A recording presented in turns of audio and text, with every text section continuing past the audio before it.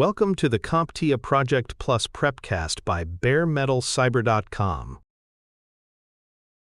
The planning phase is where the groundwork for execution is laid, and two of the most important aspects of this stage are resource pool planning and early procurement actions. Resource planning is all about determining exactly what personnel, equipment, and tools the project will need and ensuring that they will be available when required. Procurement planning, on the other hand, focuses on securing goods and services from outside the project team. Both areas must align with the project scope and timeline, and both require careful coordination with other planning activities. Getting these decisions right early means the schedule, budget, and vendor relationships will be set up for success before execution begins. A resource pool is the total set of available personnel, equipment, or tools that a project can access. It is not limited to the dedicated project team but can include internal staff from other departments, shared corporate assets such as specialized machinery, and even external contractors who bring specialized skills. The resource pool is typically managed by functional managers or dedicated resource coordinators who oversee assignments across multiple projects. Securing the right resources from this pool at the right time is one of the most important factors in ensuring execution success. Identifying resource requirements begins with reviewing the Work Breakdown Structure, or WBS, and determining which tasks require specific labor or equipment. Each role should be matched to the necessary skills, certifications, or levels of experience to ensure quality work. Physical resource needs could include hardware, software licenses, or access to specialized facilities. Estimates for these requirements must consider the availability of each resource, the lead time needed to acquire them, and the duration for which they will be in use. Assessing resource availability requires checking individual and departmental calendars, reviewing approved time-off requests, and understanding other project assignments that might compete for the same people or assets. It is common for conflicts to occur when resources are shared across multiple initiatives. Visualization tools like resource histograms or shared calendars make it easier to see when conflicts might arise. The project manager must then negotiate allocation adjustments and confirm commitments to ensure that each required resource will be available when needed. Functional managers play a critical role in this process, especially in matrixed organizations where they control the assignment of staff. The project manager submits resource requests to these managers and works to negotiate for availability and priority. This coordination helps prevent overallocation or underutilization of resources. Maintaining strong relationships with functional leads makes the process smoother and increases the likelihood of getting the necessary resources when they are needed most. Early procurement is equally important during the planning phase because some resources must be ordered or contracted well before the execution stage. Lead time can be a factor for a variety of items, including software licenses that require administrative setup, hardware deliveries that can take weeks or months, or consultants whose schedules need to be reserved in advance. Procurement planning must align vendor timelines with project milestones so that materials and services arrive exactly when they are needed.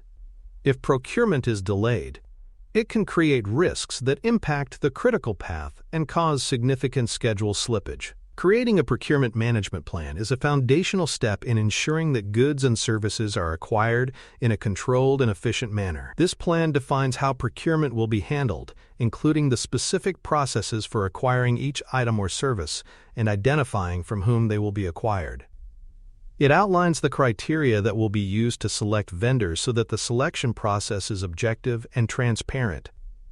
It also defines the contract types that will be used and sets realistic timelines for procurement activities to align with the rest of the project schedule. The procurement management plan clearly assigns roles, such as procurement officers who handle purchasing, approvers who authorize spending, and technical evaluators who review product or service suitability. This plan must be developed in compliance with the organization's procurement policies and must adhere to budget controls to avoid cost overruns. Defining preliminary procurement needs begins with a high-level review of the work breakdown structure and the initial task planning. At this stage, early estimates are created for what will be needed, drawing on stakeholder input and lessons learned from past projects. These needs often include software purchases, third-party services, consultant engagements, or materials for construction and manufacturing. Early engagement with the organization's procurement team is critical to ensure that there is sufficient lead time to complete procurement activities before the resources are required. Items that cannot be fully scoped at this point should be flagged for additional investigation and clarification, and vendor input may be sought to refine these requirements before moving into formal procurement. Developing a procurement timeline ensures that all procurement activities are properly sequenced and integrated with the overall project schedule. This timeline plots out key procurement milestones alongside internal tasks so that dependencies between purchased items and project deliverables are visible. Important procurement milestones might include the release of a request for proposal or RFP, the selection of vendors, the signing of contracts, and the delivery of goods or services. Buffer time should be added to account for potential delays during negotiation, legal review, or vendor scheduling conflicts. Having clear timing for procurement helps integrate purchased resources smoothly into the project workflow and reduces the risk of interruptions during execution. Selecting preliminary contract types is another critical planning activity because it determines how risks and responsibilities are shared between the buyer and the vendor. Common contract types include fixed-price contracts, which work best when deliverables are well-defined and stable. Time and materials contracts, which are useful when the scope is less defined and flexibility is required. And cost-plus contracts, which reimburse the vendor for costs plus an agreed profit margin, often used for highly complex or uncertain work. The contract type chosen should reflect the project's risk tolerance, budget flexibility, and the level of clarity around deliverables. Project managers must work closely with legal and procurement experts to select the best contract structure, as these decisions have long-term implications for scope control, vendor accountability, and payment terms.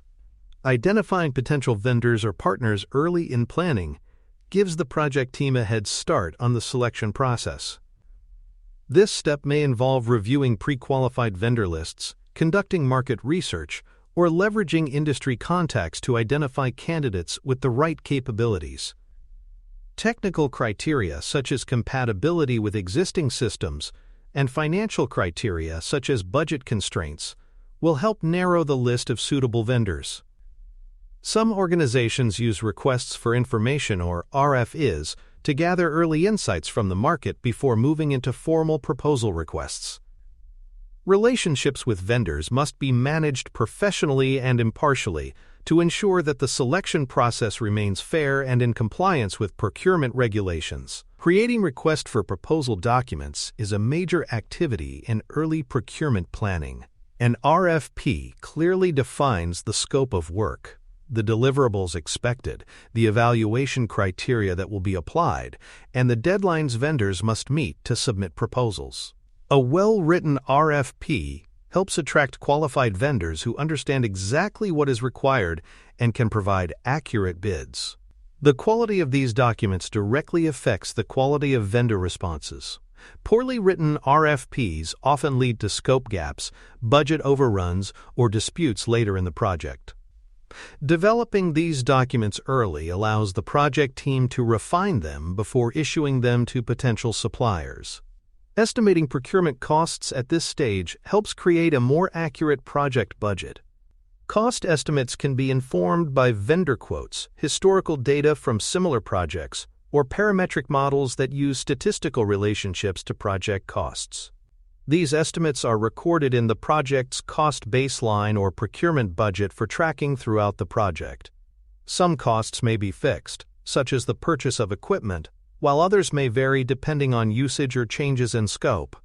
Having early visibility into procurement costs improves budget accuracy and builds sponsor trust by reducing the risk of financial surprises later. Managing procurement risks is essential because issues with vendors or purchased goods can have a direct and severe impact on the project schedule and quality.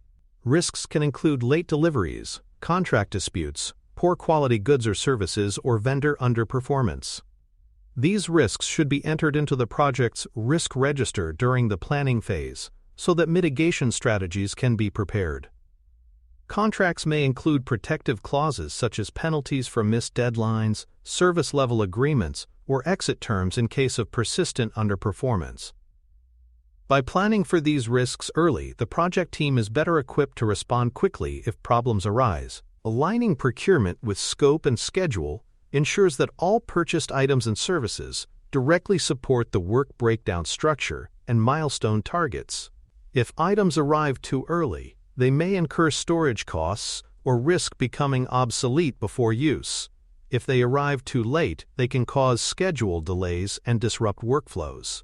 The project manager must coordinate task sequencing and delivery dates carefully, making procurement activities visible in the master project schedule. This visibility allows for proactive adjustments if vendor timelines shift or if internal work is completed faster or slower than planned. In summary, resource and procurement planning in the early stages of the planning phase is critical to laying the foundation for a smooth execution. Identifying exactly what is needed, securing commitments for when it will be provided, and ensuring that procurement aligns with both scope and schedule can significantly reduce the likelihood of delays. Strong collaboration with functional managers and procurement teams at this stage improves cost control, keeps the schedule realistic, and boosts stakeholder confidence that the project is set up for success. Thank you for listening. Please follow baremetalcyber.com on social media and check out our books at cyberauthor.me.